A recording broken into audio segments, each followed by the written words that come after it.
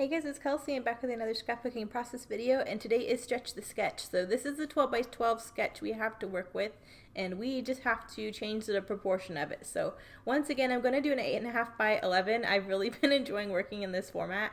I don't think I would ever want to have an 8.5 by 11 album, but I've really enjoyed making it in this different proportion and then just mounting it on a 12 by 12 page to then go in my 12 by 12 album. It's really been a fun way to work, and I just thought this sketch in particular was a perfect one to squish into a smaller, more vertical design. So you can see I already figured out which 12 by 12 I'm going to use. I'm going to use the book print feather paper from this collection as the 12 by 12. But I removed it for now. The whole point of this challenge is to change the proportions, so I'm going to be working exclusively on this 8.5 by 11 piece, which is the more pinky distressed paper from this collection. So I went ahead and trimmed it down to 8.5 by 11, so I know kind of how much room I have to work with. And now I'm really going to follow the sketch to build out my clusters. So I know I have the vertical photo, which is already what they were working with in the sketch, so that's nice. I really didn't have to change any of the proportions on this one, which was nice. And I'm going to try and stick pretty close to what they did layering wise. So I did go ahead and just mat my photo on a piece of vellum, just so right off the back I had a little bit of layer that wasn't distracting, but I thought maybe it would look too plain if I just went straight into the layers they did. So I did a simple vellum layer, inked it in brown, and now you're kind of seeing that I am pulling in some of the scraps I had from this collection. So I'm using this wood grain to be the larger photo, and they kind of had the corners rounded on that one, so I'm rounding the corners on that piece as well. You can see it wasn't wide enough to be the mat I needed it to be, but there's already going to be a vertical strip from the sketch that I will incorporate in that area, so you won't be able to see that gap anyways, which is nice. Here I am just gluing that piece of vellum down. I'm inking everything in my, it is Ranger Distress ink in frayed burlap, and I think that adds a nice warm kind of glow to all of the papers, and I think it goes perfect because once it finally is matted on the book paper, which will be the background, I just think that brown ink looks beautiful on it, so I'm trying to keep that in mind. Once again, I just love the way vellum looks when you have inked the edges. It just looks so nice. So I'm going to go ahead and ink the edges on this rounded layer and get that glued down. While I'm at it, I'm also going to ink the 8.5 by 11 before I forget. I don't know if I pull in the 12 by 12 and ink that just yet, too, but I will end up inking that one before the page is done. But yep, just getting that brown ink on everything. I'm going to glue down the larger layer, and then I will go ahead and figure out what my vertical strip is going to be, because it bothers me having to look at those gaps. So I usually try to cover them as quickly as I can once I figure out that I need to do that. But this sketch was just kind of perfect for what I had left to scrap and kind of the pieces I had to work with. So I'm just trying to make sure these two edges line up so when the gaps are covered, it looks like one whole piece. And then I have a scrap of this wood grain plank. I thought it'd be nice to pull in a warmer brown, especially because the book print and this pink background are kind of warmer. So I'm just going to trim that into two pieces. This is another case where my scrap is not the size I need it to be, but because so much of it is covered by the photo itself, I really only need a small piece sticking out top and bottom. But I did make sure, because it is a wood plank, that the creases between the planks on the pattern line up, so it does look like one piece, if that makes sense. Because I think that black line that runs through that brown wood pattern would have really been distracting if it didn't line up top and bottom. So I did just kind of make sure that that worked out well.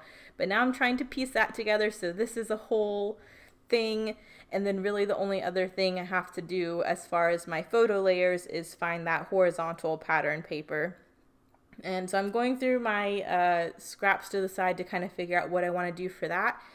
I think about doing the newspaper print. I thought that might be nice because it would tie into the book print that's going to be the background, but I just kind of thought it was too skinny and it was more of a gray tone versus the browns that I'm working with. So I thought maybe these wood scrap, or the brown or blue, oh my gosh, colors, the blue would look nice, but again, too skinny. So I pulled in this darker blue scrap that I had, and I really like that contrast. So I'm gonna go with the darker blue.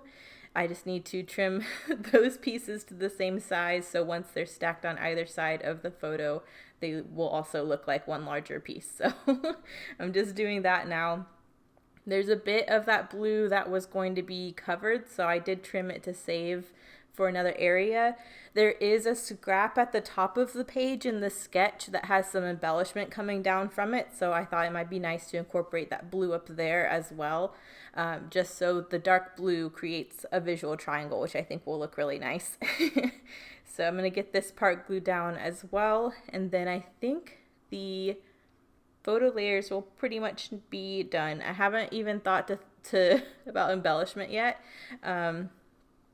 But this was the main part of the design, was just getting these kind of funky layers down from the sketch. So that was more what I was worried about.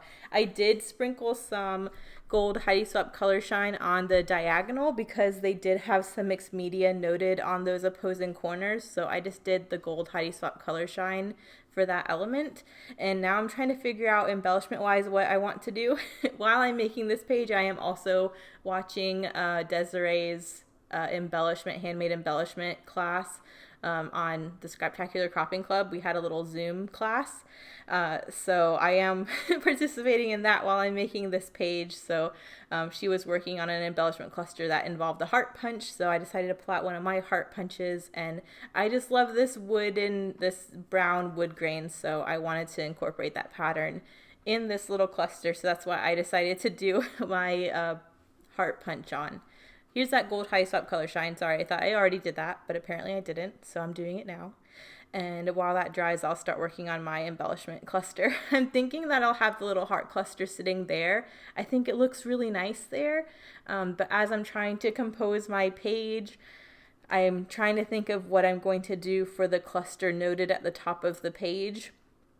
And I kind of decide that I'll move that heart up there to be that cluster instead, because I have this wreath of butterflies cut apart in my embellishment area to the left there, and I've really been dying to use it, and I thought this would be a good page to try to use it on, because there are definitely there's a theme of these circular embellishment areas, and I haven't pulled that in yet. So I'm thinking using this butterfly wreath and having this arc of butterflies peeking around a couple corners of my photo area would be a nice way to mimic that look.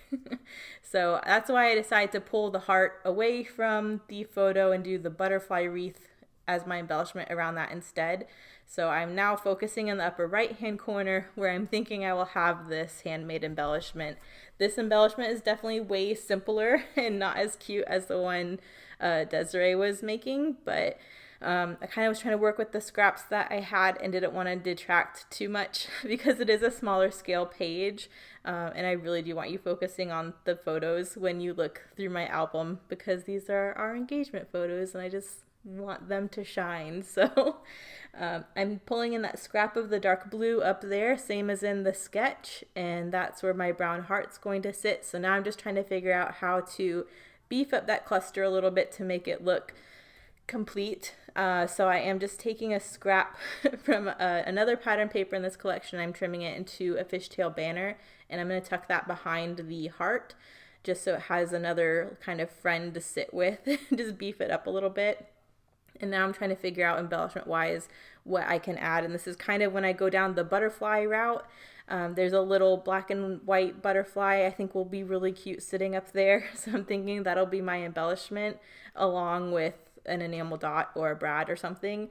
But once I kind of get going on the butterfly train, that's when I start playing with the wreath and kind of figure out the rest of the page. But I'm liking how this is coming together with the wood heart up there. I really like how the wood heart and that navy scrap at the top kind of finish off the visual triangle. It completes a visual triangle with the wood grain, but also the blue, and I just enjoy that aspect. But this is where you can kind of see I'm cutting that butterfly wreath into sections so I can kind of have them peeking around different areas of the page. But I think it looks really cute, and I'm just really happy I got to use that wreath somehow. There's still a little scrap of it left. I don't know if I'll get the rest of that used up this month. I hope I will. But I was dying to get that piece used, and especially because I know this 8.5 by 11 is going to be mounted on that book paper with all of the multicolored feathers. I really feel like the multicolored butterflies will help tie into that by the end. So that's what I'm hoping for. But I think it looks really cute. It kind of gives you that nod to the circular look that this original sketch had, in a different way. And I really like that. So I'm just playing around with the bottom left-hand cluster now. I like the butterfly arc in the upper right-hand corner. So I'm just trying to give you a little bit of that look at the bottom of the page. And then I still have my gold word stickers set out from where I used them on a previous page, so I'm thinking I'll try and get a couple of those on here too, just because the gold isn't super heavy on this page, and I'm not even going to add a title. These word stickers are pretty much going to be my title.